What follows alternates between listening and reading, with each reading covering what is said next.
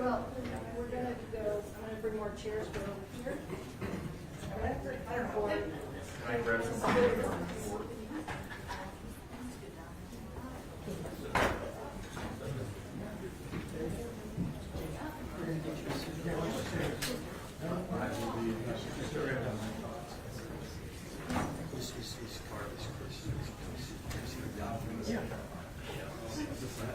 We don't have that.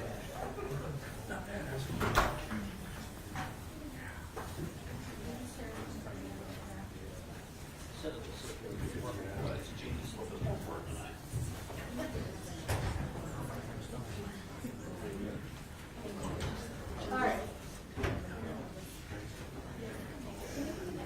You want to jump over?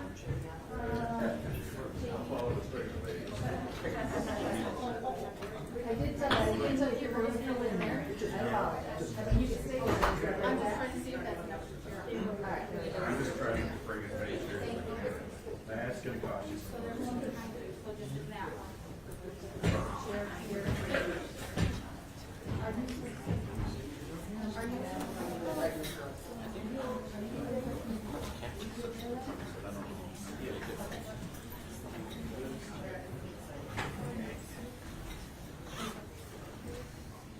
Anybody who's wearing a hat, probably gonna have. Cell phones are off, silent. Good? Deputies, are we good?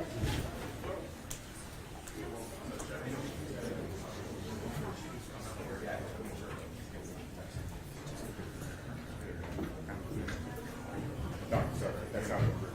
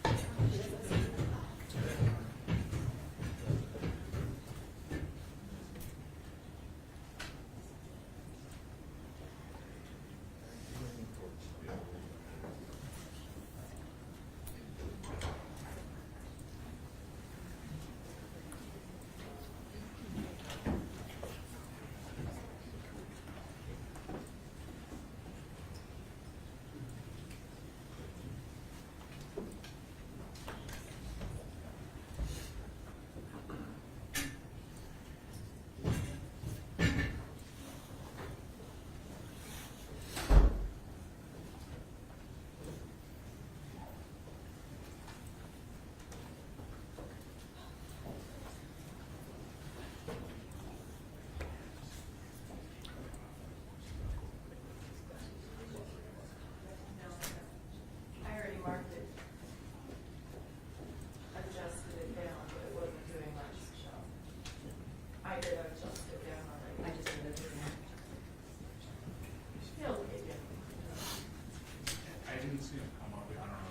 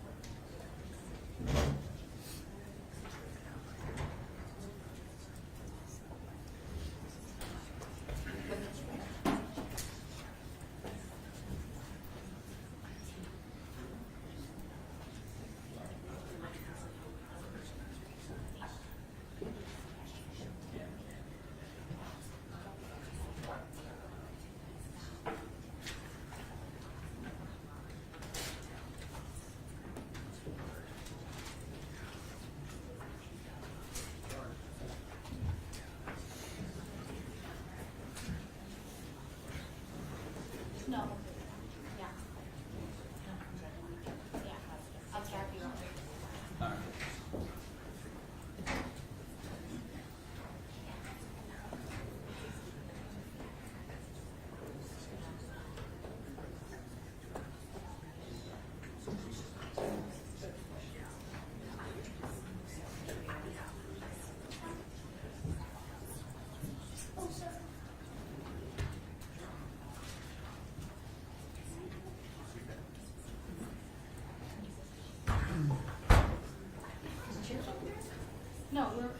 all standing. Pardon? We're standing, we're okay. You're okay? Anna, do you want to share? No, I'm okay. We can easily grab it. And obviously, a cell phone from outside? Who's missing their cell phone?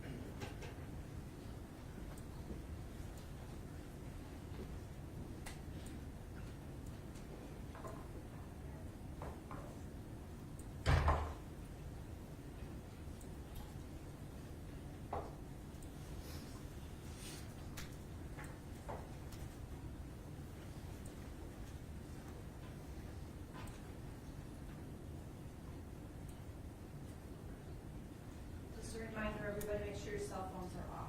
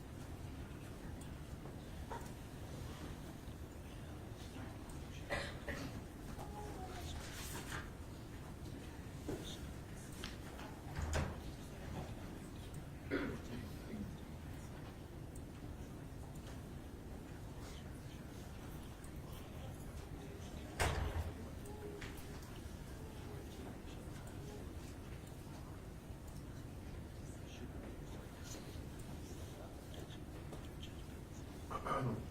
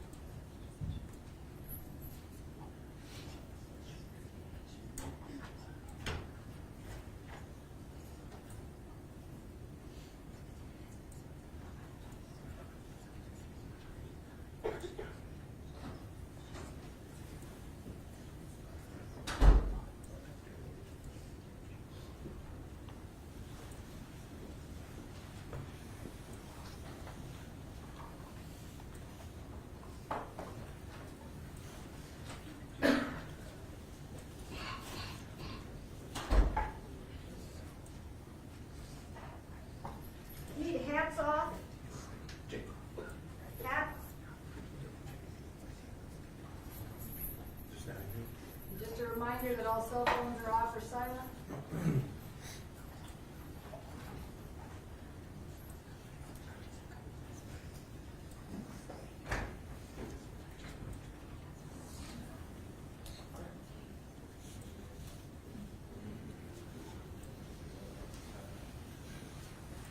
Did I just hear Michelle's voice?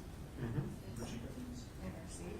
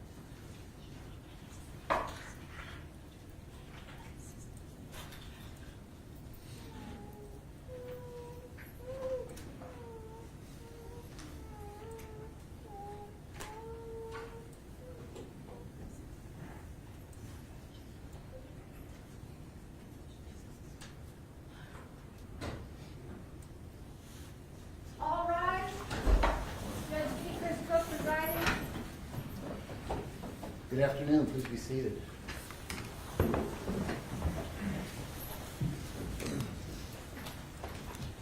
going to call the matter of State of Ohio versus James Kimbrough. This is 22 CI 106-394. Prosecutors Pierre and Griffin are present, as is Lorraine County Prosecutor J.D. Tomlinson, Officer Bober from Sheffield Village Police, and Mr. Kimbrough. Good afternoon, sir. You are here with attorneys Stepanek, and Nietzsche. First of all, I want to apologize to everybody for the delay. These matters are often complex and they take additional time to work through what sometimes occurs to be last minute things that we don't anticipate. So I appreciate your patience. I also want to remind everybody of our decorum order. It's no secret what kind of case this is, and I understand emotions can become high and difficult for everybody. This is a courtroom, and despite how feelings may be, I expect everybody to maintain themselves to the best of their ability.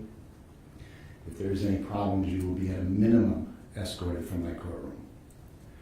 I want to thank the attorneys in this matter, prosecutors Griffin and Pierre and Mr. Stepanek, Mr. Nietzsche, for coming on at the last minute. This case was very difficult from the outset, and the parties worked very hard, diligently, and professionally. And I appreciate the professionalism and the effort that the parties put into this, as well as the participation of the family and Mr. Kimbrough. Now, there is no sentencing agreement in this matter, but in anticipation of the plea, Mr. Pierre, the state of Ohio, dismissed the two other cases, and there was a plea to the indictment on the charge containing the aggravated murder charge. Is that correct? That is correct, Your Honor. And there's two firearm specifications as well. Correct. We believe the case law calls for them to be stacked. And there's also two felony threes, but that would be counts 7, tampering with evidence, count 9, violating protection order. The balance of the charges merge for purposes of sentencing. Is that correct? Your Honor, they are not allied offenses. That is up to this court to determine. Mr. Stepanek, any disagreement on that? No, Judge. Very well. All right. This court will consider the oral statements of the parties, any other written statements, as well as any other pertinent and relevant sentencing factors. Prosecutor Pierre, on behalf of the state, what would you like me to consider? Thank you, Your Honor. May it please the court.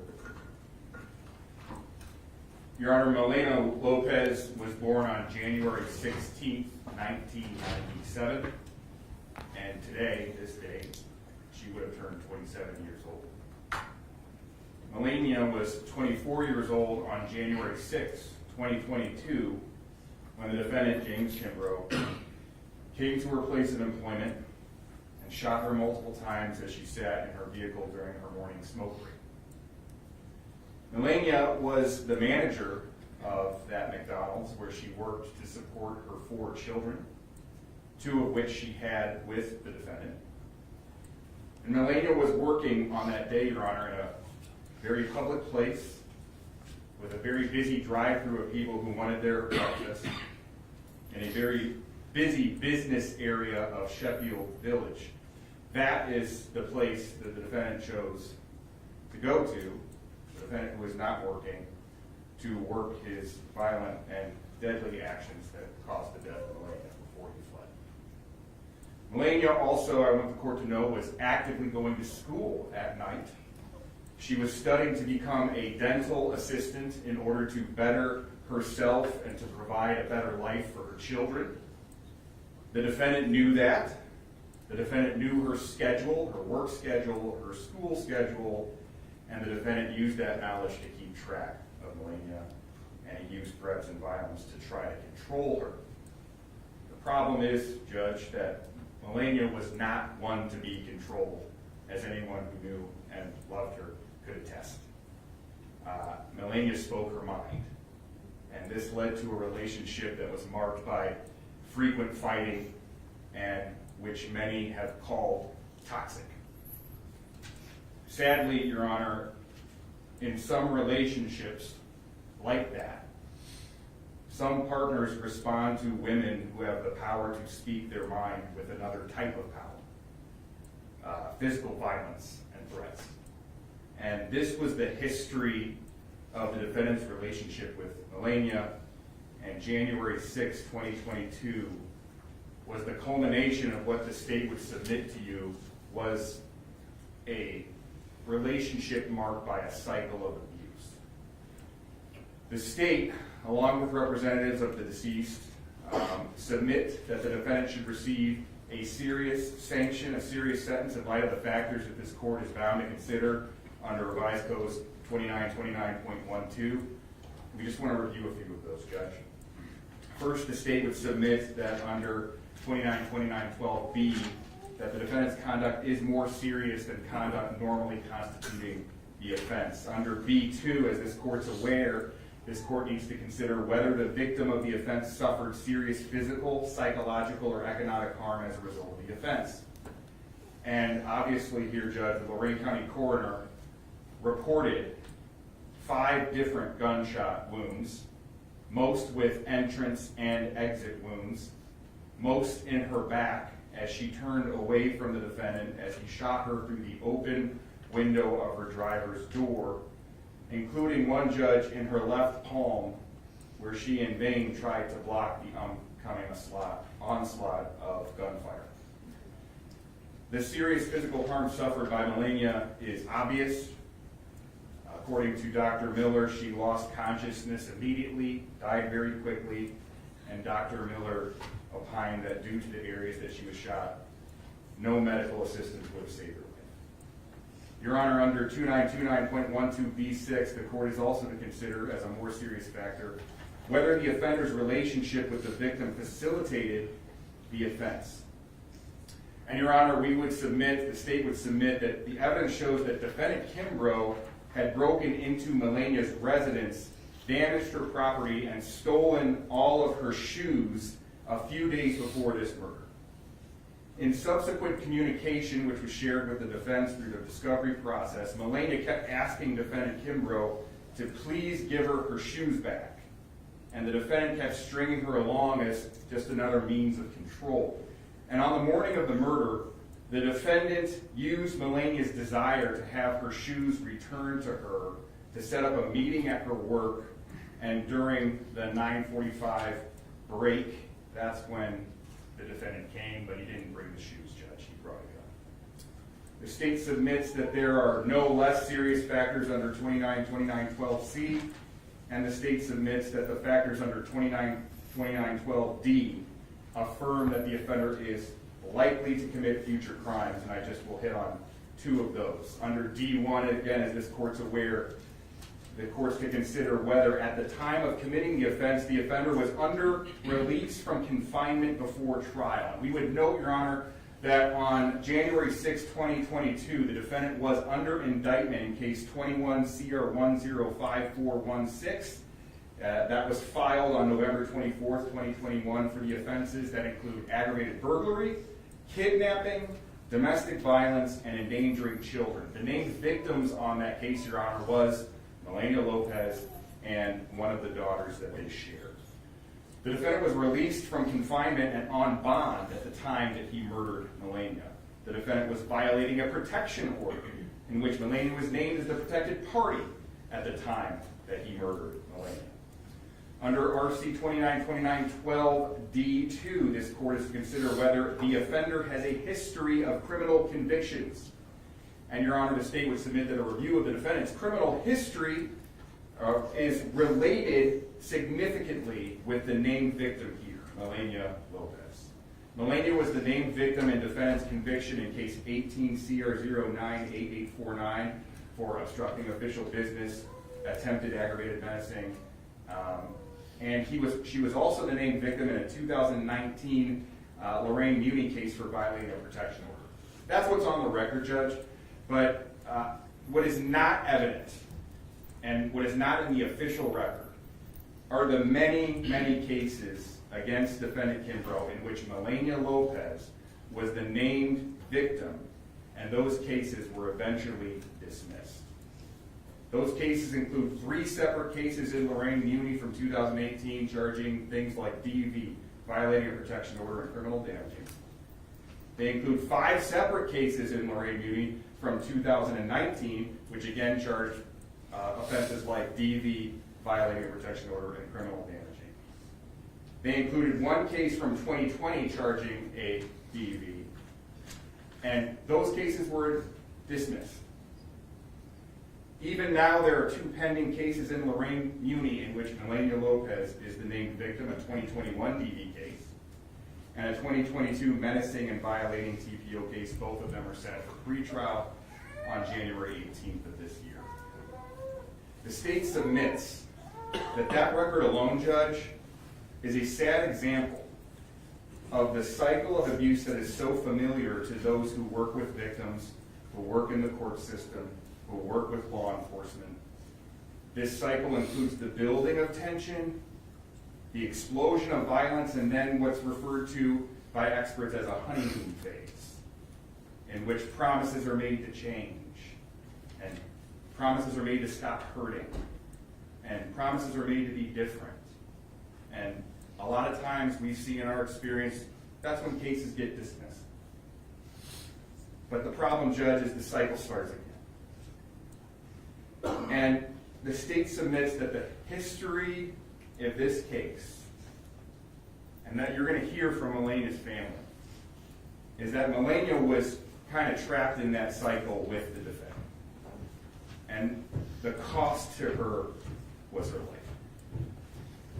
And Melania herself seemed to understand that. And I say that only because we had Melania's phone after she was murdered. It was right between her legs, and she was checking it and on her smoke break in her car. And on December 4th, 2021, about a month before she was murdered, she sent her mother a poem entitled, "I Got Flowers Today." And that poem is a poem that describes this cycle of violence that I'm trying to communicate at the hand of an abuser. And it ends with the picture of flowers at the writer's funeral. Your Honor, moving on to RC 292912 D5.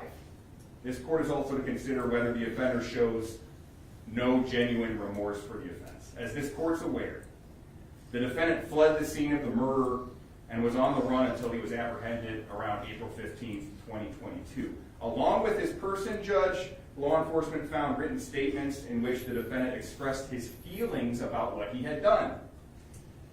The state detailed those statements in a prior motion in limine out of respect for the family and time. I'm not going to repeat them now, but this court is aware of what those statements are.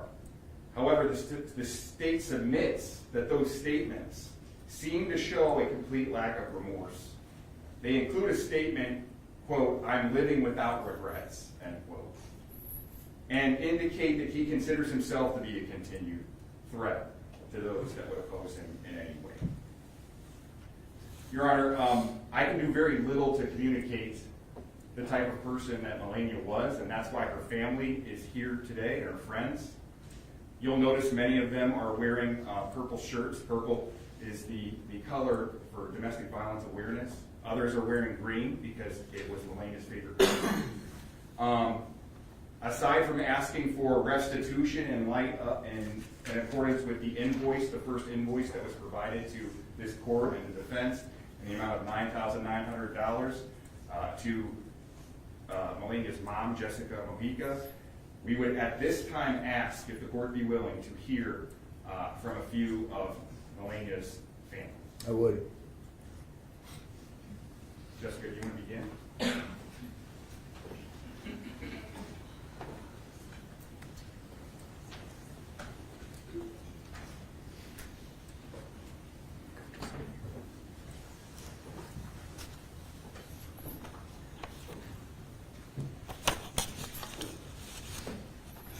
Good afternoon. Good afternoon. Would you state your full name, please? Jessica Mojica.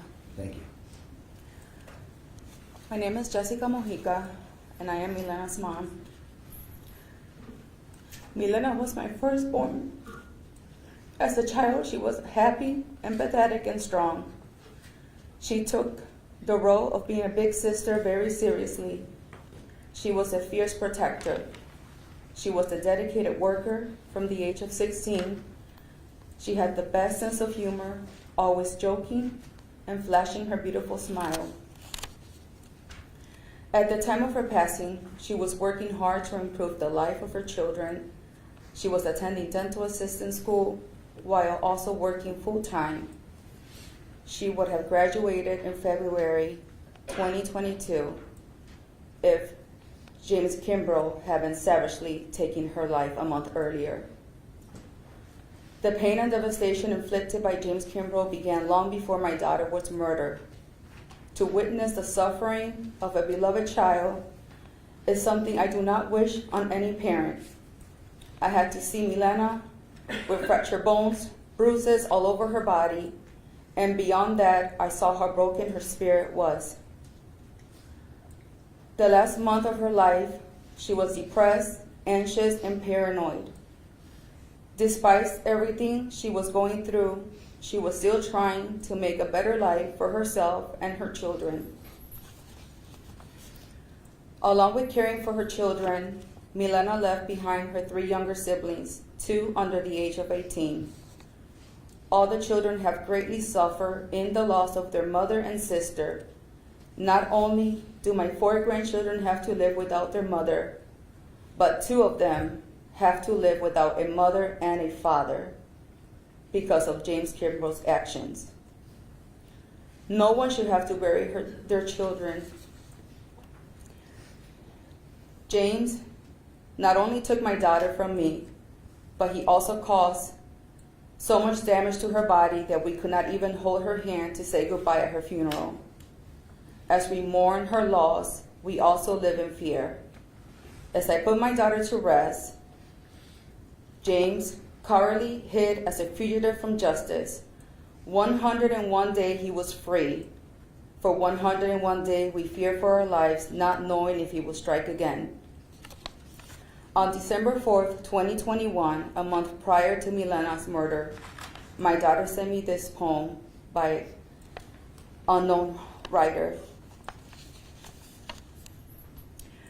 I got flowers today, and it wasn't my birthday or any other special day. We had a first argument last night, and he said a lot of cruel things that really hurt me. I know he's sorry and didn't mean the things he said, because he sent me flowers today. I got flowers today. It wasn't our anniversary or any other special day. Last night, he threw me into a wall and started to choke me. It seemed like a nightmare. I couldn't believe it was real. I woke up this morning sore and bruised all over. I know he must be sorry because he sent me flowers today. I got flowers today, and it wasn't Mother's Day or any other special day. Last night he beat me up again, and it was much worse than all the other times. If I leave him, what would I do? How will I take care of my kids? What about money? I'm afraid of him and scared to leave. But I know he must be sorry because he sent me flowers today. I got flowers today. Today is a very special day. It was the day of my funeral. Last night, he finally killed me. He beat me to death. If only I gathered enough courage and strength to leave him, I would not have gotten flowers today. Today, January 16th, is my daughter Milena's birthday. She would have been 27. Because of James Kimbrough's brutality, my family and I will miss Milena for the rest of our lives. Milena deserves justice. We ask that this court impose the maximum sentence allowed by law to ensure James Kimbrough is held accountable for his crime. And I want to add that James, you know about sending flowers. Thank you. Thank you very much. Mr. Pierre. Yes, Your Honor. The next individual who would like to come and speak is, I'm going to refer to as HC for the record. It is Melania's son, and accompanying him is going to be his aunt, and he wrote out a little statement that he would like to share. As well as another son I'm going to refer to as DL. These are Miss Mojica's, These are Miss Melania's sons. Mulaney's sons. Yeah. Okay. Here's what we're going to do. I'm going to bring this down. This is HC first, Judge, okay? I was 6 years old when my mom was taken from me and brother and sisters. I was confused when my grandma told me that my mom was not coming back. Not having my mom here, it makes me feel different and that I lost a part of my soul. I feel that Liam needs life in prison for taking my mom. Because what he did, taking our mom, was not right. And he also ruined his life too. And my mom was trying to enjoy her life until it was taken. I cry every day and night in my head, wishing she would come and be with me. Thank you. Your Honor, this is DL. Okay.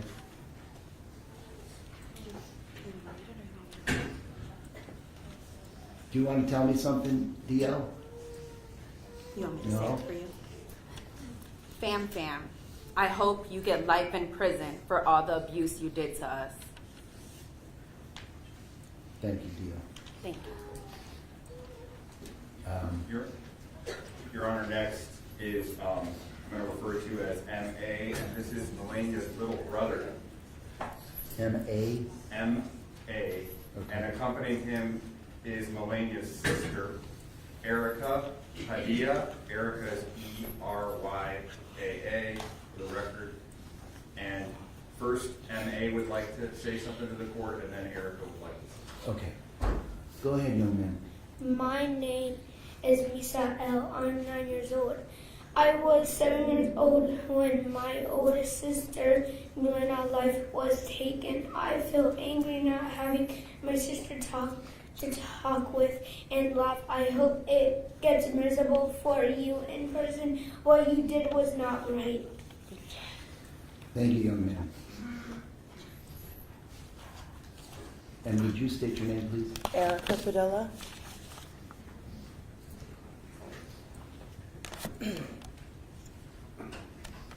Your Honor, as I write this statement for you to consider, my heart is heavy with grief and my mind is burdened with the tragic loss of my sister, Milena Lopez. Her life was brutally taken by the defendant, James Kimbrough III, which leaves me with not enough time or words to describe the loss that has been bestowed upon our family.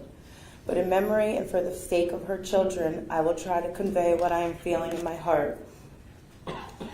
Milena was not just my sister, she was the devoted mother to her 4 incredible children, 2 of which she shared with the defendant, a cherished daughter, an aunt, and a friend to many. Her untimely death has left an undeniable mark on our lives. Her children have been faced with a future without their mother's love, guiding hand, and her loving embrace, her unwavering support. The impact of this loss on these innocent children is immeasurable and heartbreaking. They have been now sentenced to a lifetime of only memories of her, a void that can never be filled. My sister was a woman of incredible strength and resilience.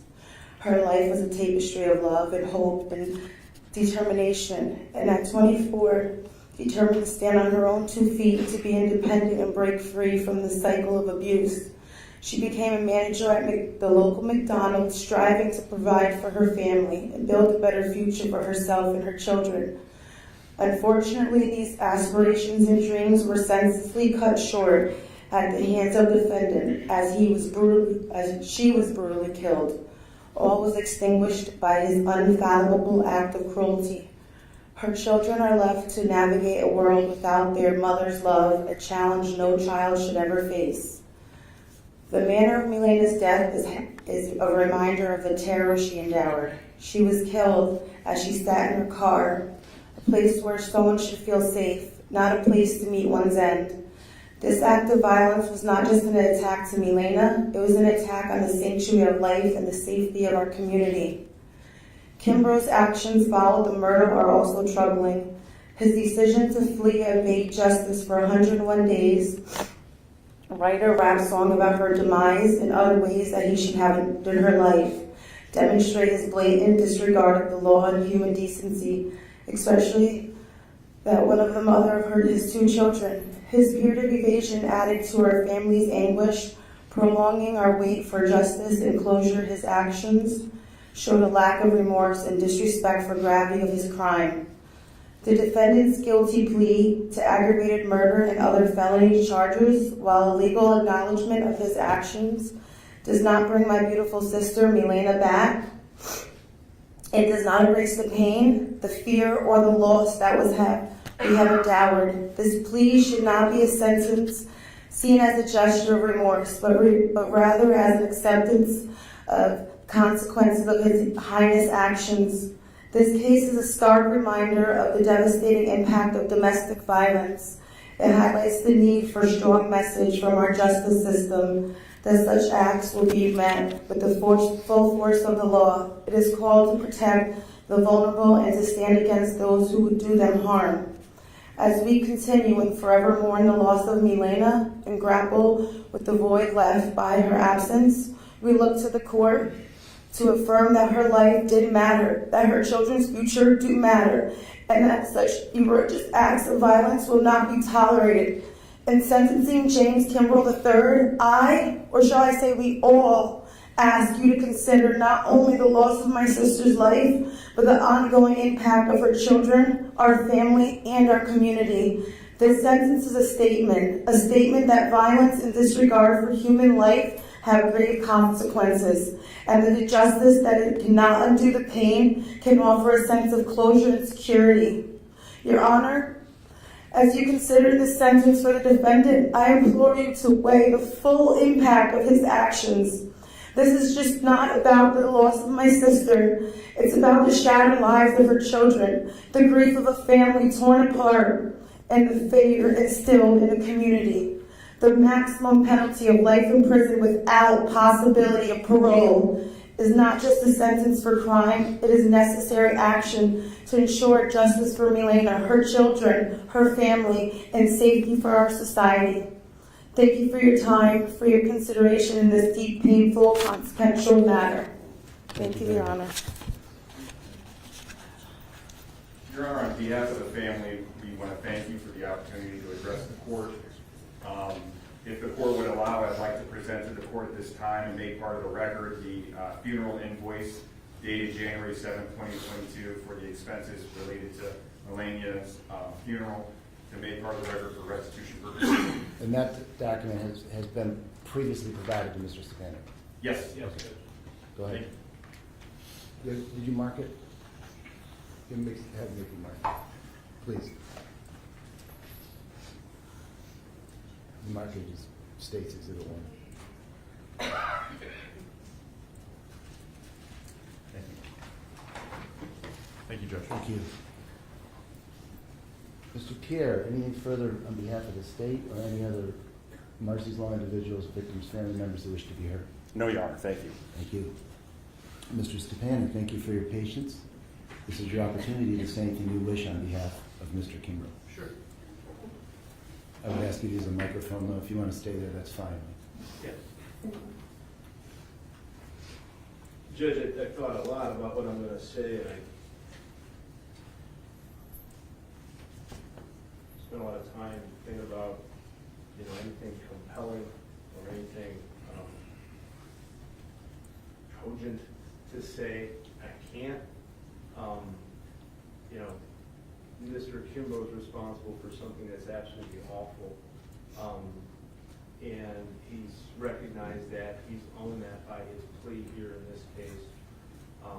Certainly I can appreciate the family's need for closure and their belief that certain things he did, such as evading arrest. Putting myself in his shoes, what would I do if I just knew that I took, someone out of this world? I can't imagine. I think Mr. Kimbrough panicked, not knowing really full well or thinking full well of the consequences of his actions, which is completely inexcusable. Judge, I kind of had, a sideline view of this thing, their relationship as it went on, having had the opportunity different times throughout the years. And I will say that there were some cases where he was guilty of certain things. I know that him and Melania got into an argument a couple of years back. He went to his father's house. I think he ended up with a lower level felony from Judge Chris Rothberry. You know, it's my understanding and looking at Mr. Kimbrough's record, the times that I've represented him, he and Melena Lopez had a very bad relationship. Mr. Kimbrough was not out there committing violent acts in the community elsewhere. The two of them did not go together. They had children together, though. They persisted in their relationship in spite of everybody. I could tell they weren't good for one another. Judge, I can't take issue with certain things that Mr. Pierre said. I would note that at times, you know, with these domestic violence cases, certainly I can appreciate the cycle of violence. And certainly there's nothing worse in terms of coming to fruition that Mr. Kimbrough could have done other than taking another life. I would note in terms of the seriousness factor, one of the things that Mr. Pierre said is that she suffered harm. That's impossible not to have that sentencing factor in any kind of a homicide case. There are certainly ways in which that could have been exacerbated over the length of time in terms of the act. I'll let you to the court's imagination to understand regarding this not being the worst form of the offense. Judge, I remember more than a couple of times Mr. Kimbrough calling me about being charged where I was certainly aware that the charges were absolutely false, unequivocally false. I remember at some point in time, Mr. Kimbrough was accused of shooting into a house that Ms. Lopez was in. We went to court, and my question to the officer, where are the bullet holes? No explanation, case went away, but he got arrested. And he got arrested a lot. And that, if he got arrested a million times, doesn't make what he did even in any way justifiable, in any way better. He knows that, he recognizes that. He was getting in trouble all the time, Judge. At some point in time, their relationship was so bad that attempts were made on Mr. Kimbrough's life. There was a case that was pending in court here where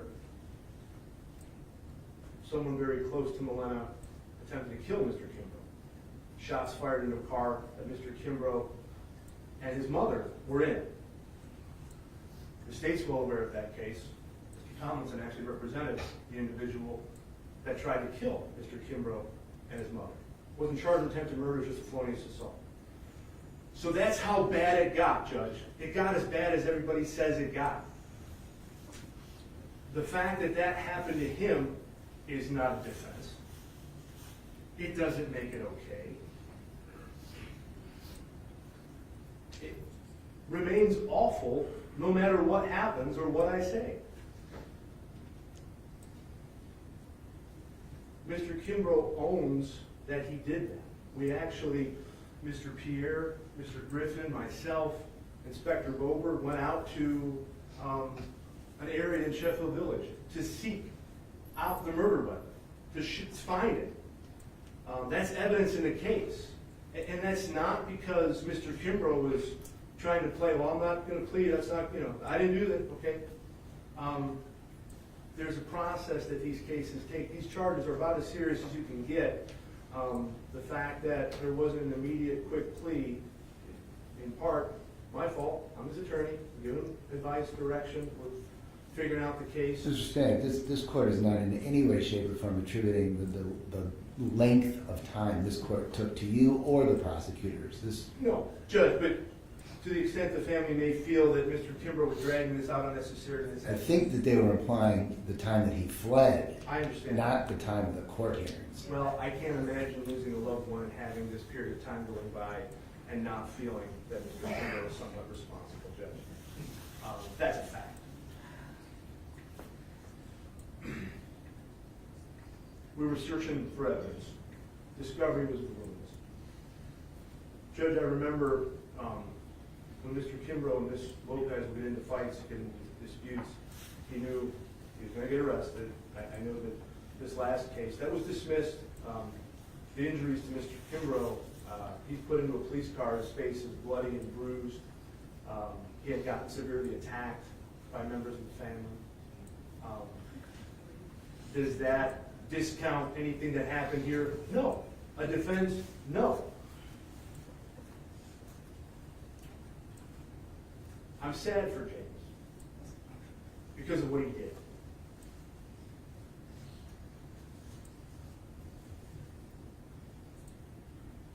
We would talk about him getting arrested. He was in my office 2 days prior to this homicide. And I wasn't there. And I think about that every single day. Because these two people didn't belong to one another. Didn't belong with one another. They were. And what I will say in terms of people not being together, I think that, you know, this ending the way that it ended, knowing how bad their relationship got was not necessarily foreseeable, but terrible. I wish I had been there to talk to James again. I wasn't. That doesn't excuse a failure on his part, but I know that he couldn't handle their relationship. He was unable to control his emotions at certain times.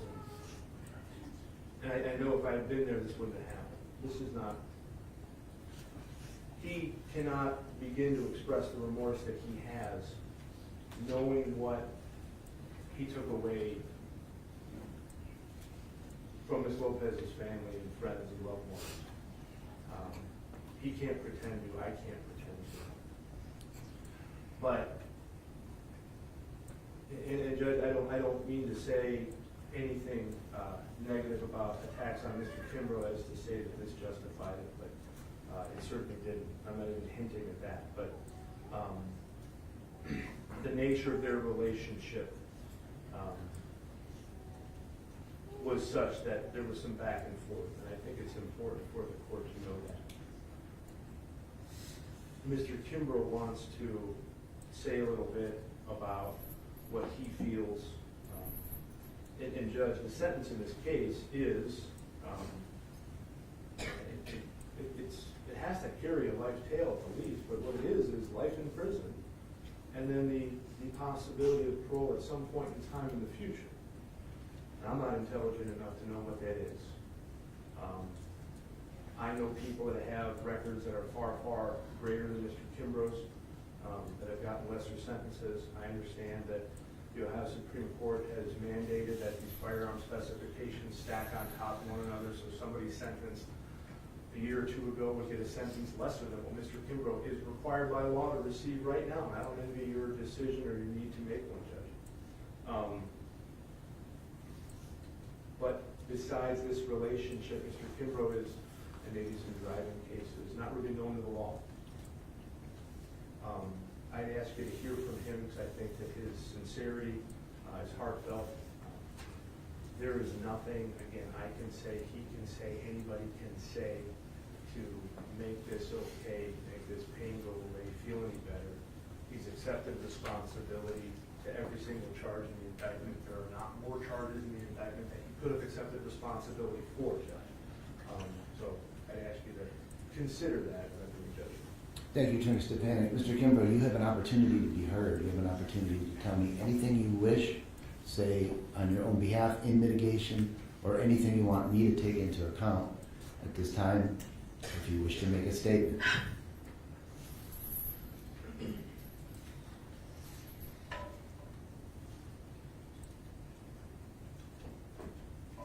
The fact that I'm very sorry doesn't mean anything to anyone. I can't expect anybody to. My actions were very selfish. It was no secret to the courts or to the family that Milena and I had a very toxic relationship. I can only believe that I did what I did in order to get her out of my life.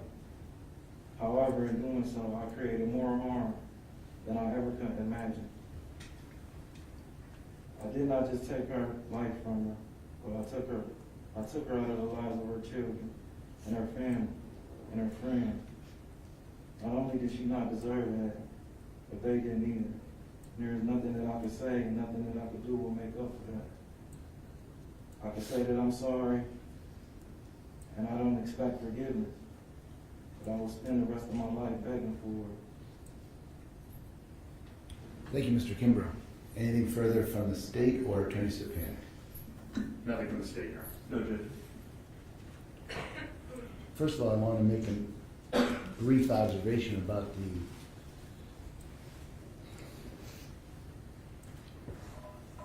bravery of the three young people who spoke today. It's hard enough for adults often to come to court and say anything. I can't imagine what it took for those three young people to come up here. It's pretty impressive.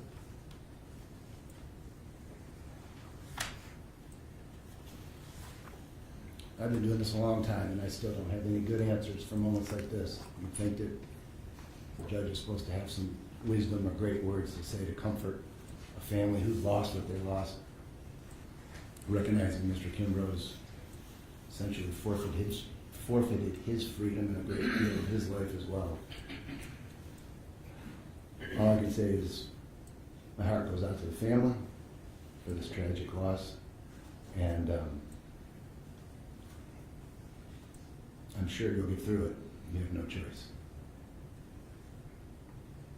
Regardless of what I think should happen in this case, I have to remove emotion, bias, remain neutral, and follow the law. And there are times when that is not always easy to do.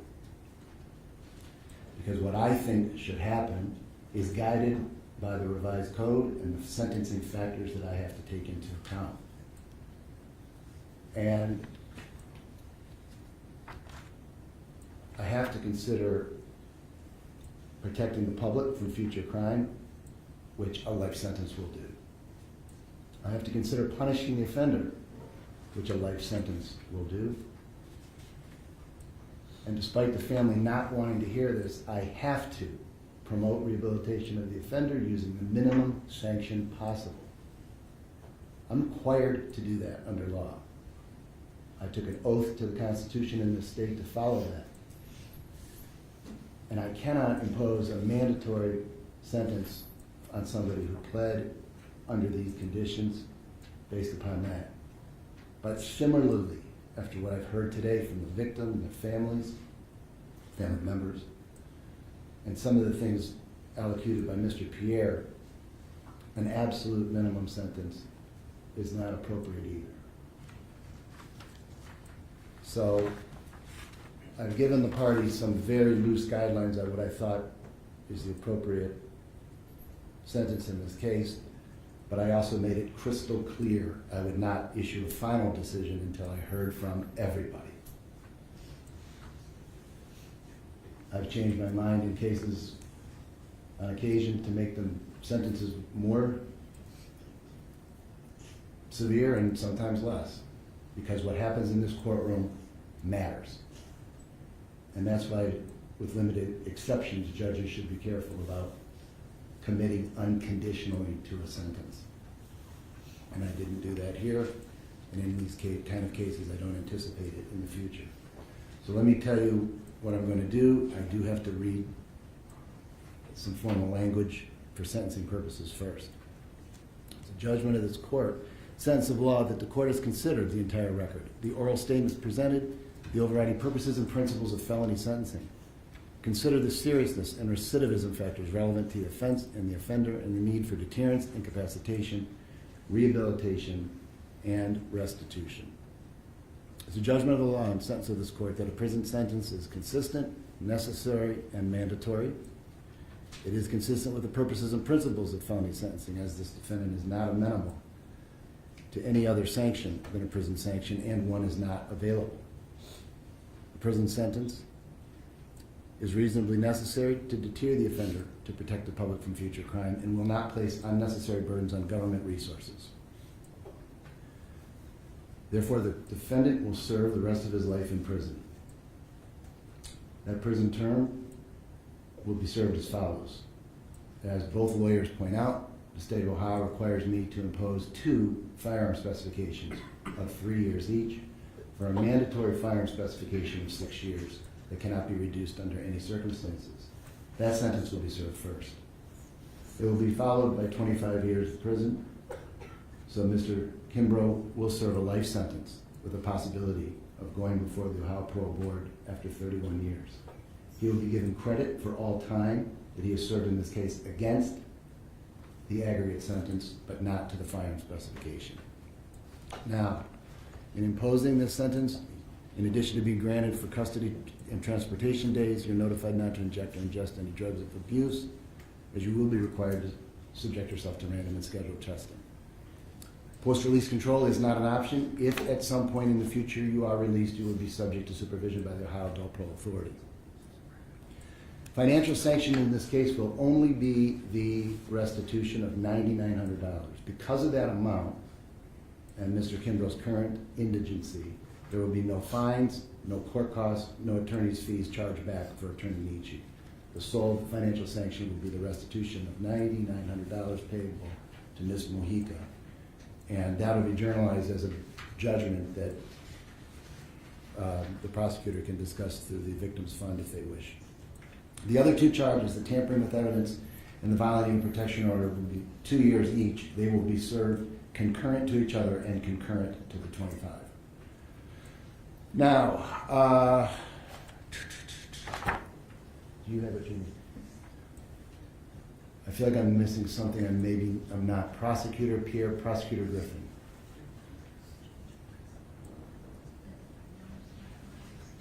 Oh, the 1-year firearm specification merges as a matter of law, but the other 2 will be served consecutively. Prosecutor Griffin, anything I missed, anything you want to add? No, thank you, Your Honor. Prosecutor Pierre. Mayor. Mr. Spanik. Judge, here's the matter of the other 2 cases. I believe they were dismissed upon sentence. Mr. Kimbrough has been sentenced. The term of life has been imposed.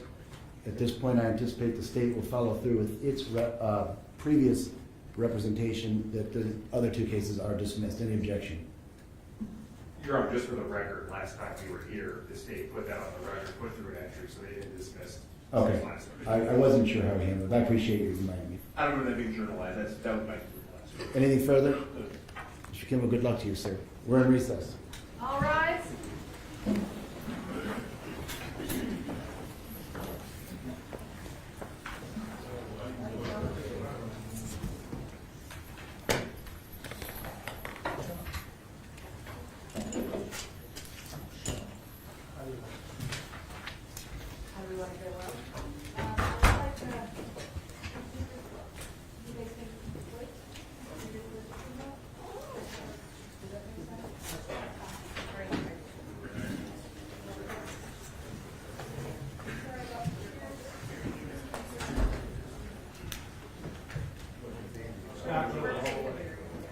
Scott, go to the hallway.